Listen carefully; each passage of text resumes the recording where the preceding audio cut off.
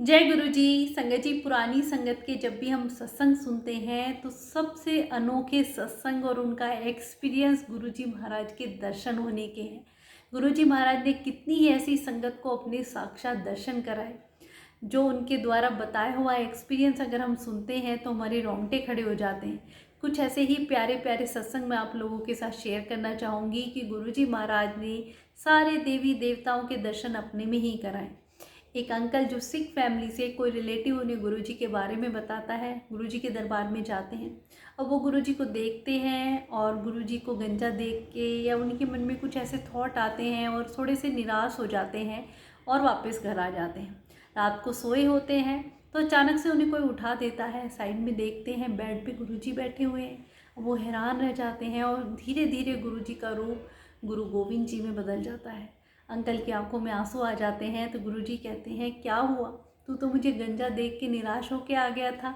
मैंने अब अपने दर्शन तुझे अब कराने हैं। संगत पैरों में गिर जाती है और उस दिन से वो गुरुजी के दरबार में आने लग जाते हैं।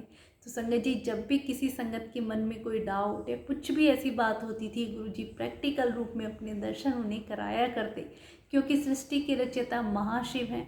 सारी सृष्टि उन्हीं की बनाई हुई है, सारे देवी देवता उन्हीं के रूप हैं। तो जब भी संगत किसी भी भगवान को मानती, गुरुजी उसी भगवान के दर्शन अपने में ही कराते थे। एक और बहुत ही प्यारा सा सत्संग संगत जी, दो सज्जन आध्यात्मिक पहुँचे हुए थे। दोनों भाई गुरुजी के दरबार में आते हैं। अब बड़े वाले भाई और छोटे जब गुरुजी के दरबार में पहुँचते हैं तो गुरुजी उन्हें अपने अंदर बेडरूम में ले जाते हैं और अपना बेड भरा हुआ डायमंड सेट से उन्हें दिखाते हैं और कहते हैं, इनमें से कोई भी डायमंड का सेट चुन लो। बड़े भाई हाथ जोड़ के गुरुजी से कहते हैं कि हमें इस मायावी जाल में नहीं फंसाइए, हमें ये सब नहीं चाहिए।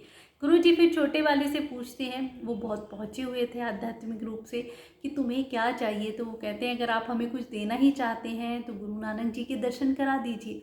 और संगत जी, गुरुजी उस वक्त तो कुछ नहीं बोलते हैं और कमरे में से निकल आते हैं। 3 महीने बाद जब वो सज्जन अपनी मेडिटेशन या ध्यान में बैठे हुए थे, अचानक से गुरुजी उन्हें हिला के उठाते हैं और गुरु नानक जी के दर्शन, 10 सिख गुरुओं के दर्शन और कबीर जी के, मीरा जी के 45 मिनट तक उन्हें दर्शन कराते हैं। ऐसे हमारे गुरु जी महाराज संगत जी कितनी ही संगत को साक्षात रूप में दर्शन कराए, वो कितने भाग्यशाली हैं। उनके एक्सपीरियंस हम आज भी सुनते हैं तो हमारे रोंगटे खड़े हो जाते हैं।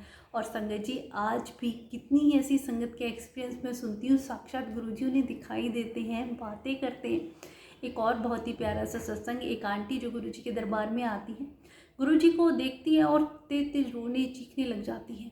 उनका रोना बंद ही नहीं होता है।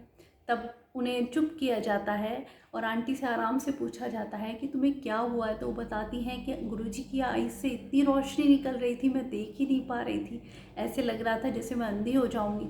और फिर धीरे धीरे गुरुजी का रूप शिवजी में बदल जाता है और मैंने शिवजी भगवान को देखा है। गुरुजी से कहा जाता है, गुरुजी आंटी की ऐसी हालत कैसी हुई? तो गुरुजी कहते हैं, मैंने उन्हें शिवजी के रूप में दर्शन दिए हैं।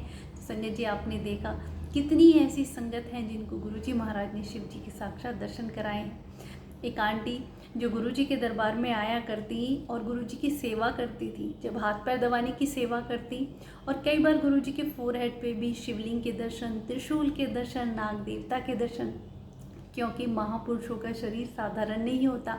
जब वो गुरुजी के पैर दबाया करती तो कभी शेर दिखाई देते, कभी आईज दिखाई देती, कभी कुछ फेस दिखाई देते। तो एक बार उन्होंने गुरुजी से पूछ लिया कि गुरुजी, ये जो आपके शरीर पे कभी कुछ अनोखे अनोखे दर्शन होते हैं, तो गुरुजी कहते हैं ये शिवजी के ही रूप हैं, जो मैं अपनी कुछ भक्तों को ही दर्शन कराता हूँ। और संगत जी, ऐसा ज़रूरी नहीं है कि आपको दर्शन हो रहे हैं तो मेरे को भी हो, नहीं। गुरुजी महाराज ने जिस संगत को ब्लेस करना है उसी को ये दर्शन कराया करते। एक और बहुत ही प्यारा सा सत्संग, एक आंटी शिवरात्रि पे मंदिर नहीं जा पाती हैं, गुरुजी के पास व्रत रखती हैं। वो और उनकी मदर और उनके ग्रैंडफादर मार्केट चले जाते हैं कि कुछ फल फ्रूट ले आते हैं व्रत के लिए। वहाँ पे उन्हें एक नीले रंग की जीप दिखाई देती है, उनकी गाड़ी के पास ही आके रुकती है। उसमें अब एक गेरुआ रंग के कपड़े पहने हुए एक सज्जन से, लंबे बाल और सांवले से, और ऐसे गिलास से दूध पीते हुए दिखाई देते हैं। वो इशारा करते हैं, उनके ग्रैंडफादर उतर के उनसे मिलने जाते हैं। अब आंटी उनको बड़े ध्यान से देख रही कि ऐसे दूध पी रहे हैं जैसे गुरुजी पीते हैं। पता नहीं आंटी को बार बार लग रहा, क्योंकि उनकी जीप का नंबर 7 था और जीप पे ओम नमः शिवाय अंकित था। आंटी के मन में ये बात चलती रही। कुछ बाद में जब 2 महीने बाद आंटी गुरुजी से मिलने गई तो आंटी गुरुजी से बोली कि गुरुजी क्या आप शिवरात्रि पे हमसे मिलने आए थे? बस इतना ही कहा था। तो गुरुजी कहते हैं हाँ, मैं नीली जीप में बैठ के आया था। आंटी हैरान रह जाती हैं कि गुरुजी अगर आप हमें किसी रूप में मिलने भी आएंगे तो हमें कैसे पता चलेगा, हम तो आपको पहचान ही नहीं पाएंगे। तो संगत जी गुरुजी ने इस बात का एक ही जवाब दिया कि तुम्हें कोई भी मिलता है या कोई भिखारी भी मिलता है तो कभी भी उसको डांटो मत, हाथ जोड़ लो अगर तुम कुछ नहीं दे सकते हो। अगर वो साधु संत और महापुरुष या भगवान होंगे तो तुम्हारी बात समझ जाएंगे और तुम्हें आशीर्वाद ही दे के जाएंगे। तो कभी भी किसी भी भिखारी का ऐसे अपमान ना करें, ना उसे डांटें। हमें नहीं पता कि भगवान हमें किस रूप में मिल सकते हैं। संगत जी गुरुजी महाराज ने अपने अद्भुत दर्शन संगत को समय समय पे कराए। वो संगत कितनी ब्लेस्ड है, महाशिव जिन्हें दर्शन देते हैं। अनंतम अनंतम शुक्राना गुरुजी।